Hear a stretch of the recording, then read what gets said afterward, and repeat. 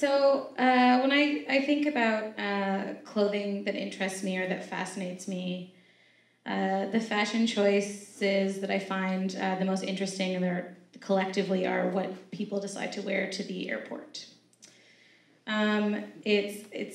I've been living between London and Toronto, England, for the past little while, so I've spent a lot of time in airports. And nobody who's there is dressed like they know what an airport is. There will be people dressed like they're going to some kind of upscale club, wearing high heels that will never be comfortable by the time they get to Portugal. There are people who look like they're getting home for a long nap. And there doesn't seem to be a lot of middle ground. Those are sort of the two options. And having spent a lot of time in airports, I have come to get a bit of a travel uniform that I think, in my humble opinion, might be perfect. So, what it is, if you're looking to copy it a trip to the airport sometime, I think the most important thing when you're traveling is to look like comfortable, both physically and financially. Like it needs to look like it's a mistake that you're in coach, one that would, like, for the airport's benefit, best be remedied like quickly and quietly, without a lot of fuss. Just move you where you belong, up where the seats become full beds. And the main way to get that look is fabrics. So I stole a cashmere sweater from my dad's extensive Brooks Brothers dad collection. And it was my favorite sweater. It was like a sort of a teal, aquamarine kind of subdued color. It was very soft. You could hang like a jazzy necklace on it, real nice. So that was helpful. And then to go with it, you have to get a pair of jeggings that look the most possible like jeans, that you can tell yourself that no one can tell. But you don't want them to be so realistic that there's any buttons of any kind in this area. That's a mess. And then you want sort of like an ankle boot with a low heel. Men too, why not? And because that looks like, you're not wearing like running shoes, and you can sort of take them off when you get on the plane, but they're still pretty cozy. And in the event of some kind of emergency, you can slip them back on before you jump to your death. So what I'm actually going to tell the story of is the demise of that outfit, because regretfully it is no longer with us. More accurately, it is no longer with me. So I was going home one Christmas, and I put on this outfit. I've literally worn this outfit on dozens of plane rides. So I packed everything up from Toronto, ready to fly back to London. I think it's about a almost 7-hour flight. And I put pulled on them jeggings, real tight yet loose, and slipped my feet to the ankle boots and pulled on my cashmere sweater and headed out. And I got on board with no problems, but no upgrades, so a mixed bag. And I sat in my seat beside this sort of surly teenager whose mom was a few rows up, and he seemed pretty into that. And I was sitting in the window seat, and he was in the aisle. And about so the plane takes off, and I'm warm but not too warm in my sweater. My feet are free of the boots, and the jeggings are continuing to do their thing. And then they serve a little meal, and I eat like some gross little pasta thing and try some of the weird cake and decide against it. About 3 hours, maybe less, maybe 2 hours into this 7-hour flight, I realized that something is wrong with my body. It's very wrong. So I wake up the surly teen and I head to the bathroom, and I'm like, I'm gonna pee about this, and then it'll sort itself out. And so I slide down the jeggings, and I'm having a little tinkle I don't know. I'm doing a cool number one, and I realized that what's wrong with my body has nothing to do with that. I'm gonna barf immediately. And I do into the sink because I'm sitting down.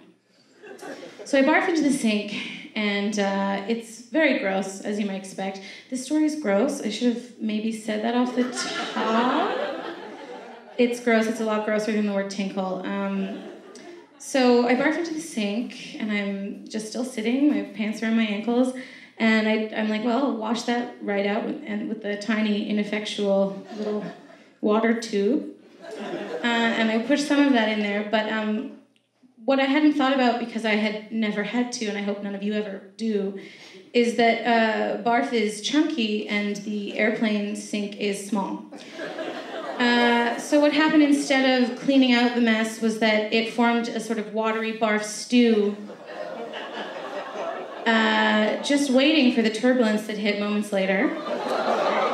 And so I was just sitting in the airplane bathroom, with my pants around my ankles, watching barf slowly just sort of crest the top of the sink and hoping it wouldn't make it all the way over. And it did. So my underwear was the first part of the outfit that I lost. I just took them off and put the jeggings back on and went out into the hallway and tapped the stewardess on the shoulder and said,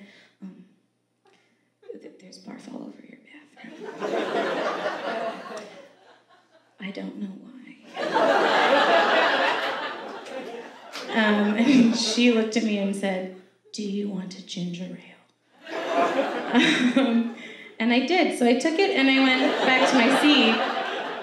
And I spent the next couple hours sort of just writhing around, like getting increasingly sweaty. And I was like, I don't know what. I didn't eat that much of the cake. I don't know how this happened. And so I was so hot that I had to take off my plain sweater, my trusty plain sweater, and kicked it under the seat. And I got up a couple more times. The teen beside me was not okay with it, with the frequency with which I was getting up. He looked at me like I should have sat beside my goddamn mom. And then as we were starting to land, so I barfed at this point like 2 or 3 times on the plane, and then the seatbelt sign was on, so I couldn't get up anymore. And so I made sure to locate the barf bag, just because I thought it was prudent. And when we were starting to land, sure enough, I continued to feel incredibly nauseous, and I needed to give it a go again. So I reached for the bag, and I went to open it up. I was feeling very desperate, really hot. The jeggings were just tight around my midsection. It was time. And I opened up the bag thinking, like, whoever uses these things, what a weird novelty. Put my hand in the bag and touched a stranger's cold, old barf.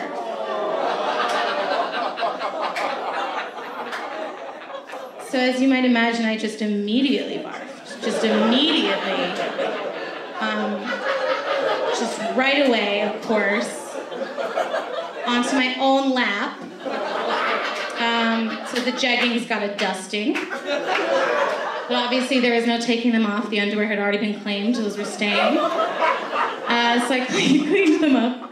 And then the teen was looking at me like, you need to die. Like, you need to get out of the plane, I don't care how. Open the window, suck us all out with you. This is atrocious. And before the plane landed, I was thinking, like, maybe they'll let me go to the bathroom and, like, clean it up. And I tried to get up, and they were like, no. You're already so disgusting. There's honestly no point. Just sit down. It's more safe. And so I was at this point like, maybe I am gonna die. Maybe this is where I die. In the back, near the bathroom, in an Air Canada flight, before I even see England again. And the plane touched down, and I thought, great, we did it. And I had to barf again. And I couldn't see anywhere to do it. And there was only one option other than barfing on myself. And I reached under the seat, and I pulled out my favorite sweater, and I vomited directly on its cashmere surface. And then I folded the sleeves and bottom of the sweater over it like a panzerotto and tucked it under the seat in front of me and didn't say anything to anyone about it. And then got off the plane all sweaty and horrible. And on my way out, I grabbed the barf bag from the teen, from his pocket, just in case. So I'm in line and I think, look, you've done this like 7 times. This is your life now. This is normal. This is how you live. And so I was in line and I felt a very familiar urge. And it was sort of rising inside me, and I was in line at customs, and I was so close to getting out and just getting in a taxi. And I could feel it, and so I thought, well, I'm a pro at this. Grab the barf bag. And as I went to open it, and my mouth sort of filled with what was going to be deposited gently in the bag made for this purpose, I realized that the teen had put his gum right at the top of the bag. Just like, but he had really just across the whole thing. So it was there, so I'm just clawing at it, and my mouth is slowly filling. Just clawing. I told you it was gross. I told you. Clawing at it, my mouth is slowly filling. People are looking at me like, oh, that's where the smell was coming from. Someone taps me on the shoulder, and as I try to turn to them to make some kind of motion, like, this is not a good time, unless you have some kind of gun, he just really tapped me on the shoulder. I threw the bag away, turned around, and just barfed all over a custom official's uniform and boots. And some of it got on my own boots, so that was the end of those boots. It was also the end of my time in the line at customs, which was really convenient. So if you're looking to make it through the customs line at an airport really quickly, I'd recommend finding an official of some kind and just giving them a hard chuck. So I took a cab home, which is incredibly expensive from the airport, and I barfed a couple times into some better bags on the way home. And I spent the next 3 days fully nude and sweating and barfing. It was really some of the worst days of my life. But now whenever I take a plane, I don't care what I'm wearing. I've become one of those people who wears like their old running shoes and like a too tight kind of see-through legging and just like a t-shirt they got for free for some reason, and everyone can tell. Because I know that the people who are well-dressed at the airport, even the ones who think they're doing it subtly, I know what it means to dress well for the airport. It's not smart, it's not classy, it's hubris. Anyway, thank you very much.